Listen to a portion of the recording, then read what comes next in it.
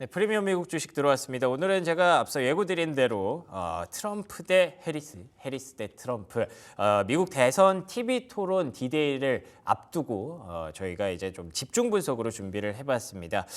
오늘은 건국대학교 겸임교수이자 경제평론가이신 손석구 교수님 모셨습니다. 안녕하십니까? 네, 안녕하세요. 네, 반갑습니다.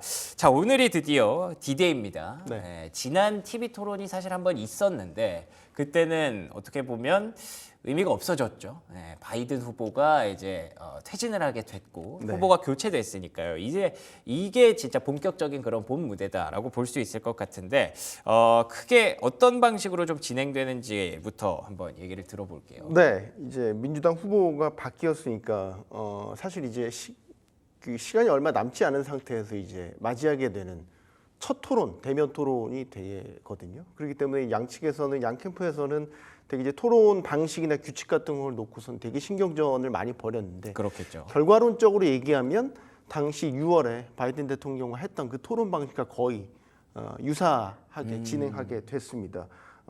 일단은 90분 동안 진행이 되고요. 이제 우리 시각으로는 오늘 오전 10시부터 시작되겠죠. 그래서 각 후보 모두 발언은 없이 각 서로 질문을 하는 게 아니고 사회자가 질문을 하면 거기에 대해서 2분씩 답을 하고 그 답을 듣고 나서 그 상대방 후보가 반박할 수 있는 2분 시간이 또 주어지고요. 예. 거기에 대해서 또 재반박 내지 추가 설명을 할 수 있는 1분의 추가 시간이 또 주어집니다. 후보가 특징은 그 연단 위에 아무것도 가지고 갈 수가 없어요. 그러니까 뭐 질문하는 것에 대해서 뭐 참고 자료라든지 뭐 이런 것들을 전부 가지고 갈 수 없고 딱 펜, 물 한 병, 네 이렇게만 딱 가는 백병전식의 이제 토론을 두 후보가 벌이게 됩니다. 또 관전 포인트가 될 게 지난 바이든 대통령 때 그 바이든 대통령과의 그 토론에서도 마이크 음소거 방식을 이제 택했거든요. 상대방 후보가 답변을 할 때에는 이제 마이크를 꺼놓고선 답변에 방해가 되지 않도록. 이것도 사실 논란이 좀 있었어요. 당시에 이제 토론 결과를 놓고 봤었을 때 오히려 트럼프의 어떤 그 마이크를 음소거를 해 놓으니까 트럼프가 뭐 말을 하고 싶어도 못하는 상황이 되니까 오히려 트럼프의 단점은 좀 가려지고 트럼프의 과거 좀 좌충우돌하는 거친 발언 이런 것들이 좀 잠잠해지면서 오히려 트럼프의 장점이 도드라지는 뭐 이런 식의 결과가 나타났다고 해서 해리스 캠프 측에서 이번엔 반대로 하자. 마이크에 그 온을 켜놓고 한 마이크씩으로 이제 진행을 하자라고 했는데 뭐 그거는 당연히 트럼프 캠프 쪽에서 이제 계속해서 어깃장을 놓고 반대를 하니까 결국에는 주간 방송사가 결정을 했죠. 동일하게 마이크를 꺼놓는 방식으로 진행을 했는데 변수는 있습니다. 예를 들어서 반박에서 재반박 같은 걸 할 때 자연스럽게 두 후보 간에 이제 말을 주고받아야 될 때는 또 마이크를 꺼놓는 게 아니고요. 마이크를 또 그때는 켜놓기 때문에 그럴 때 어떤 후보가 또 말 실수를 하는지 혹은 뭐 표심에 영향을 줄 수 있는 뭐 그런 감정적인 언사를 하는지 뭐 그런 것들을 좀 봐야 될 것 같고요. 트럼프 캠프 후보 측에서 당시 바이든 대통령과 그 토론하기 전에 약물 검사를 하자라는 제안을 했었거든요. 그러니까 바이든 대통령이 이제 고령이었기 때문에 리스크가 있었으니까. 혹시라도 각성제 같은 거를 이제 복용을 하고 토론에 들어오는 거 아니냐. 그러면 안 되지 않냐. 그래서 약물 검사 주장을 했었는데 이번에 해리스 후보랑 붙을 때는 키를 좀 높이는 그런 장치를 하지 말게 하자. 그러니까 이제 뭐 트럼프 후보가 아시겠지만 키가 크잖아요. 188cm. 그렇죠. 해리스 부통령이 160cm예요. 키가 굉장히 작죠. 그러니까 혹시라도 트럼프 후보랑 키를 맞추기 위해서 밑에 키 높이 뭐 연단을 놓거나 뭐 이런 장치들을 할까봐 미리 그런 것들에 대해서도 아무것도 설치하지 말도록 하자라는 뭐 이제 그런 주장도 펼쳐. 그만큼 이제 그런 토론 규칙을 놓고 상당히 예민하네요, 다들. 그럴 수밖에 없는 게 이제 대선이 2달밖에 안 남았잖아요. 이번에 이제 첫 대면 토론인데 또 할 수 있을지 모르겠어요. 그렇군요. 그러니까 사실상 처음이자 마지막 토론이 될 수 있기 때문에 이번 토론에 사실상 명운이 걸려 있다. 양 캠프 모두 그렇게 생각을 하고 있는 것 같고 더더욱 이제 뭐 아까 지지율 말씀하셨지만 지지율이 지금 초박빙이거든요. 알 수가 없어요. 지난 대선 때보다 더 박빙이에요.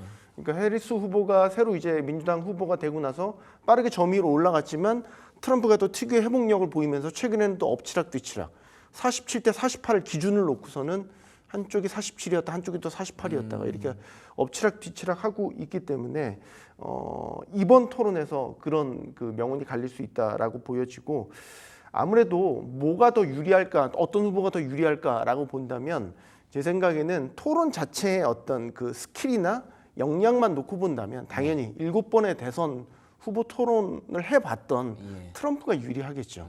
그런데 이제 해리스 같은 경우도 나름의 강점을 갖고 있는 거는 트럼프와 뚜렷하게 대비되고 있잖아요. 백인도 아니죠. 인도계 유색 인종이죠. 그렇죠. 여성이죠. 오히려 그런 부분들, 차이가 나는 부분들을 강점으로 부각시켜서 토론에 임할 수 있다. 그리고 이제는 고령이 트럼프가 됐어요. 맞아요. 네, 해리스가 이제 젊은 층이 됐죠. 예. 그래서 계속해서 해리스 후보가 외치고 있는 게 우리는 과거로 돌아가지 말아야 된다. 이런 얘기 하고 있잖아요. 결국에는 고령의 트럼프 후보를 겨냥한 그런 식의 슬로건이라고 볼 수 있고 이런 점들을 이제 토론에서 얼마나 부각시키느냐 이런 부분들이 좀 관전 포인트가 될 것 같습니다. 알겠습니다. 그러면 지금은 관전 포인트를 조금 외부적인 측면, 뭐 키얘기라든지 이런 것들에 맞춰서 얘기를 해주셨는데 네. 토론이 어찌 됐든 뭐 정책 토론일 거고 앞으로의 어떤 비전을 보여주는 그런 자리이기 때문에 그런 쪽에서는 좀 결정적인 포인트가 뭐가 있을 거라고 생각하십니까? 사실 이제 토론 주제는 90분 동안 거의 미국 의 모든 현안들을 다 다룰 것 같아요. 얘기하죠. 뭐 네. 정치, 경제, 외교, 통상, 뭐 문화적인 면, 여성, 치안 이런 걸 다 망라해서 다루게 될 텐데 결국에는 이제 이런 것들을 어떻게 어느 부분에 그 힘을 주어서 본인의 강점을 드러내고 상대방의 약점을 도드라지게 할 것인가. 그게 또 스킬이군요. 그렇죠. 거기에 뭐 관전 포인트가 있을 것 같은데 해리스 같은 경우는 트럼프의 약점으로 꼽히는 부분을 집요하게 파고들 가능성이 있어 보이죠. 그러니까 트럼프가 공화당 후보로서 가지고 있는 구조적인 약점, 대표적으로 이번 대선에서는 여성 낙태권에 대한 부분. 기본적으로 트럼프는 여성 낙태권에 대해서 기도 아니고 틀린 것도 아니다. 예. 애매모호한 입장을 취하고 있죠. 하지만 그렇더라고요. 공화당의 아주 전통적인 스탠스는 여성 낙태에 대해서는 반대 기류가 분명히 있는 것이고 또 하나는 총기 규제 같은 것들. 이제 총기 규제, 공화당이 전통적으로 총기 규제에 대해서 굉장히 좀 완화시키는 방향을 갖고 있지만 최근에 총기 난사 사건도 계속해서 일어났었고 이런 부분들이 이제 미국 사회 특히 중도층의 표심을 상당히 자극할 수가 있기 때문에 해리스는 트럼프가 그런 부분들이 약점이라고 보고 이런 부분들을 적극적으로 아마 공략하지 않을까라고 생각이 되고 아마 트럼프는 여러 분석들이 나오고 있는데 예. 해리스 부통령에 대해서 바이든 행정부의 부통령이라는 점을 좀 부각시키지 않을까. 이 얘기는 바이든 행정부에서 나타났던 여러 정책적 실기라든지 지금 바이든 행정부가 전반적으로 인기가 없거든요. 인기가 없는 이유를 집요하게 파고들지 않을까.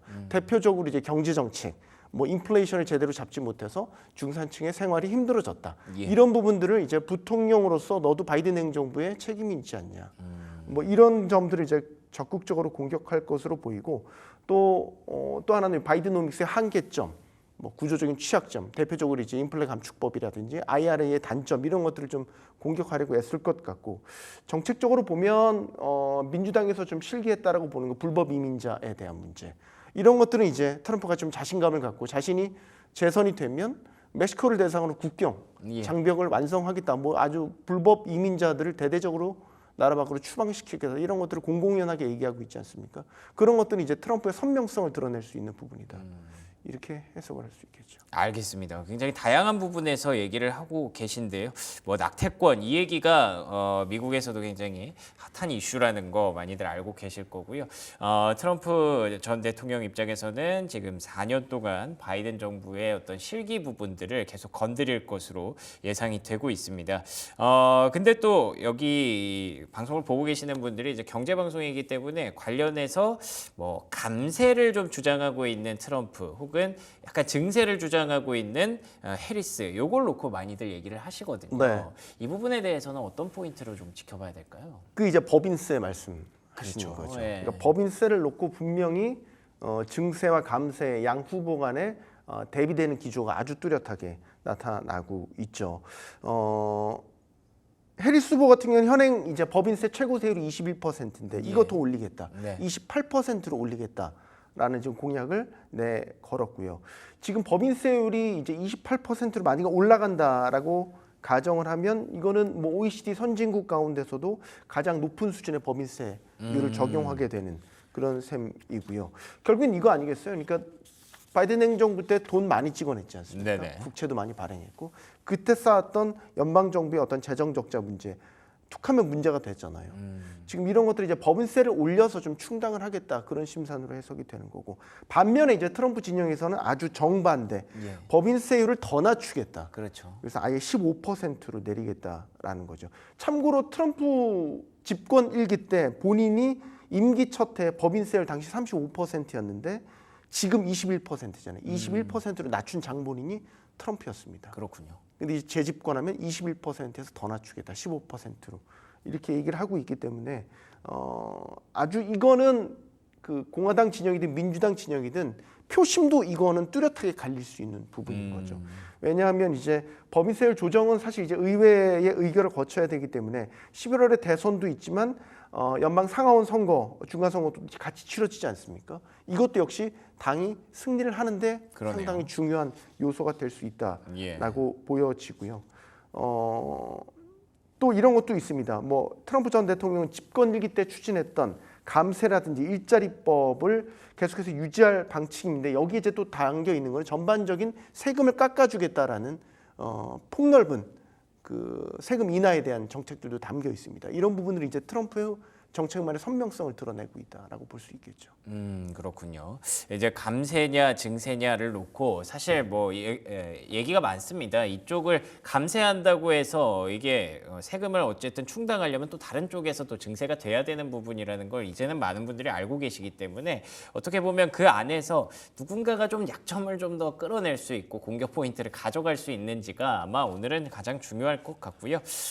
모르겠습니다. 주식시장에 미치는 영향이라든지 경기 전반에 미치는 영향 이런 것들까지 염두에 두시는 분들이 있겠습니다만, 오늘 하나로 이제 완벽하게 판단하기는 좀 쉽지 않을 것 같기도 합니다. 이외에 우리가 좀 챙겨볼 내용 중에 뭐 중동 이슈라든지 미국의 경기 불안이라든지 이런 부분들까지 염두에 둔다면 어느 포인트에 우리가 좀 집중을 해야 될까요? 네, 사실 뭐 중동 분쟁은 지금도 현재 진행형이죠. 최근에도 뭐 이스라엘군이 뭐 팔레스타인 난민촌을 공격했다는 소식도 전해졌었고, 또 하나 이제 뭐 요르단이 지금 새로운 변수를 떠오르고 있는데, 요르단인이 쏜 총에 이스라엘 사람들이 이제 또 숨지는, 이게 이제 중요한 게 요르단과 이스라엘 같은 경우는 30년 전에 평화 조약을 맺었기 때문에 사실상 같은 중동 국가 안에서도 그렇게 크게 분쟁이 없었는데, 요르단까지 들고 일어났다는 건 이제 중동 안에서 반이스라엘 감정이 최고조에 달했다라는 거고, 이란이 이제 본격적으로 나서고 있지는 않지만 이란이 이제 보복 공격에 본격적으로 나서서 중동 사태가 확전되면 단기적으로는 금융시장에 충격을 줄 수 있다는 거. 과거 사례처럼 본다면 예를 들어서 안전자산에 대한 수요, 미 국채라든지 그쵸. 달러에 대한 수요가 올라갈 수 있다는 거. 뭐 더 장기적으로 보면 증시에는 이제 부정적이 될 텐데, 뭐 이런 것들이 국제유가라든지 더 멀리는 뭐 각종 에너지 비용을 올리게 된다면 이거는 또 경기 침체 원인으로 작용이 되면서 증시에는 부정적으로 작용할 수 있다, 이렇게도 보여지고요. 중요한 건 이제 우리한테 이게 어떻게 작용할까, 뭐 그런 거 아니겠습니까? 사실 어느 쪽이 되든 뭐 우리한테는 다 그만큼의 비용을 치르게 될 것 같아요. 그렇군요. 왜냐하면 지금 트럼프도 그렇지만 해리스도 뭐 우방국을 우대하고 있는 그런 정책들을 시행하고 있지만 점점 중도층 표심을 흡수하기 위해서 뭐 예를 들면 포퓰리즘성 공약들이 계속해서 나오고 있거든요. 그리고 뚜렷하게 바이 아메리카, 아메리카 퍼스트의 정책은 양당 공이 더 두터워지고 강력해지고 있습니다. 그렇군요. 예. 이런 부분들은 나중에 우리한테 정책적인 리스크로 작용할 수 있다, 이렇게 판단합니다. 알겠습니다. 사실 뭐 어떤 사람이 되든 아메리카 퍼스트는 계속해서 좀 이어질 가능성이 높고요. 지금 특히나 더 접전으로 가고 있는 상황에서 양당의 어떻게 보면 양 후보의 지지율 텃밭을 더 강하게 만들기 위해서는 그런 정책이 쏟아질 수밖에 없기 때문에 이게 또 우리가 걱정하는 증시의 변동성이 될 수 있다라고 계속 얘기를 하고 있는 거죠. 자, 그러면 우리가 이 시점에서 TV 토론을 지금 한 3시간여 앞두고 있는 상황인데, 뭐 오늘이라든지 앞으로 우리가 뭐 투자자분들 혹은 이제 대한민국 국민으로서 어떤 그 좀 대응이 필요하고 준비가 필요할지 궁금합니다. 우리가 직접적인 이해관계라고 한다면 통상 부분을 좀 주목해서 봐야 될 것 같고, 또 우리가 교역 대상국으로서 1, 2위 하는 국가가 미국도 있지만 중국도. 그렇죠. 그러니까 대중국 정책도 이번 토론 후보에서 어떤 식의 이제 방향성을 밝히는지를 좀 지켜봐야 될 것 같아요. 그러니까 트럼프가 내세우고 있는 통상 정책, 보편적 관세 아니겠습니까? 이거는 이제 물건이나 상관없이 모두 다 관세를 기본적으로 매기겠다라는 거고 보편정가세 10% 지금 제시하고 있지 않습니까? 그리고 미국산을 구매해라, 미국인을 고용해라 이런 정책들을 내세우면서 결국 해외로 나가 있던 모든 제조업 기반이라든지 그런 일자리들을 다 다시 국내로 이제 들어오겠다. 이건 리쇼어링 정책에 해당되겠죠. 이런 것들이 더 강해지고 있죠. 또 하나 이제 대중국 정책에 있어서는 이건 민주당, 공화당 양공이 똑같습니다. 점점 더 두터워지고 강력해지고 있습니다. 최근에 중국을 대상으로 한 수출 규제 정책도 추가로 발표되지 않습니까? 예. 양자 컴퓨팅이라든지 아니면 첨단 반도체 장비 기술에 대해서 중국을 대상으로 추가 수출 규제가 발표가 됐습니다. 예. 우리가 수출 면제 대상에서 제외가 됐거든요. 이유는 미국과 똑같이 중국을 상대로 수출 규제 정책을 시행하지 않고 있다는 이유입니다. 그리고 최근에 나온 소식은 미 상무부 차관보가 미국에서 열린 연례협의회에서 한국도 중국을 향한 수출 규제에 동참을 해라라고 공식적인 자리에서 언급을 하고 있거든요. 그럼 우리 입장에서는 미국의 동맹국으로서 좋든 싫든 어쨌든 액션을 취할 수밖에 없단 말이에요. 그렇죠. 예. 그러나 우리의 딜레마는 중국도 역시 우리의 이웃 나라로서 뭐 수출 주요 교역 대상국입니다. 예. 중국의 심기를 건드려서 우리가 득될 게 별로 없거든요. 그러니까 미국과 중국 사이에서 어떻게 실리를 챙길 것인가 이런 부분에 대한 고민이 깊을 수밖에 없는데 아마 오늘 열리게 될 대선 토론에서 이런 부분들을 저희가 좀 가늠하게 될 방향성이 잡히지 않을까라는 생각을 하게 됩니다. 알겠습니다. 오늘 1차 TV 토론이지만 앞서 오프닝에서 말씀해 주신 것처럼 시간이 많지 않기 때문에 1차이자 좀 마지막 TV 토론이 될 가능성도 분명히 배제할 수가 없습니다. 그렇게 된다면 두 사람이 이렇게 열띤 그런 토론을 벌이는 것을 이제 뭐 한 번만 보고 우리가 결정을 해야 되는 그런 순간이 올 수도 있는 거죠. 그렇기 때문에 아무래도 많은 분들의 관심이 오늘 집중될 수밖에 없을 것 같은데요. 과연 어떤 결과가 나오는지 그리고 앞으로 어떤 쪽의 수혜주들이 계속 강세를 보이는지 이런 부분들 염두에 두면서 오늘장의 국내 증시의 흐름도 한번 잘 챙겨보시기 바랍니다. 한 가지만 더 말씀드려도 네네. 될까요? 네. 에너지 정책, 그러니까 친환경 정책에 있어서는 지금 두 후보가 각자 좌클릭, 우클릭을 하고 있어요. 그렇군요. 해리스 후보가 좌에 위치해 있다면 조금 더 우클릭을 하고 있고요. 트럼프 후보가 우에 위치해 있었다면 조금 더 좌클릭을 하고 있다. 약간 중간으로 가고 있군요. 그렇죠. 네. 그러니까 해리스 캠프에서 당초에 내놨던 것들은 바이든 행정부의 친환경 정책, 에너지 정책을 그대로 계승하는 데 초점이 일단 맞춰져 있단 말이죠. 대표적인 게 전기차 전환 계획이었어요. 그러니까 이전에 바이든 행정부 때 내놨던 2030년까지 뭐 예를 들면 신차의 절반은 전기차로 전환한다라는 목표치 이런 것들을 제시를 했거든요. 이에 따라서 보조금이 지급된다라든지 다 세제가 결정이 되기 때문에 사실상의 강제적인 전기차 전환 정책이라고 다 시장에서는 해석을 했단 말이죠. 그대로 그걸 계승하는 줄 알았는데 최근에 블루컬러 노동자들의 어떤 표심을 고려를 해서 해리스 후보가 한 발 물러났단 말이죠. 그랬군요. 전기차 의무화를 절대적으로 지지하는 건 아니다. 이런 식의 이제 발언들을 하면서 한 발 물러나는 모양새를 취했고 반대로 트럼프 후보는 전기차 전환에 대해서 적극적으로 반대를 하면서 공격을 했었던 포인트죠. 그런데 최근에 트럼프 후보가 얘기했던 것들은 내가 전기차를 무조건 싫어하는 건 아니다. 예. 뭐 대표적으로 일론 머스크와의 예, 친분도 그쵸. 드러냈고 이런 네. 부분들. 그러니까 서로 각자 친환경 에너지 정책에 있어서는 조금 혼재되는 모습들 이런 것들은 또 우리 뭐 2차 전지라든지 예. 뭐 전기차 관련주들의 움직임에도 좀 기민하게 봐야 될 포인트가 아닐까 생각이 됩니다. 알겠습니다. 또 이렇게 또 중간적인 위치까지 가져가는 두 사람이기 때문에 오늘장 움직임 잘 살펴보시기 바랍니다. 지금까지 손석우 경제평론가와 얘기 나눠봤습니다. 오늘 좋은 말씀 고맙습니다. 감사합니다. 네, 이어서 국내 증시 전망으로 넘어가 보도록 하죠. 브리핑 서울 최인 앵커와 함께합니다.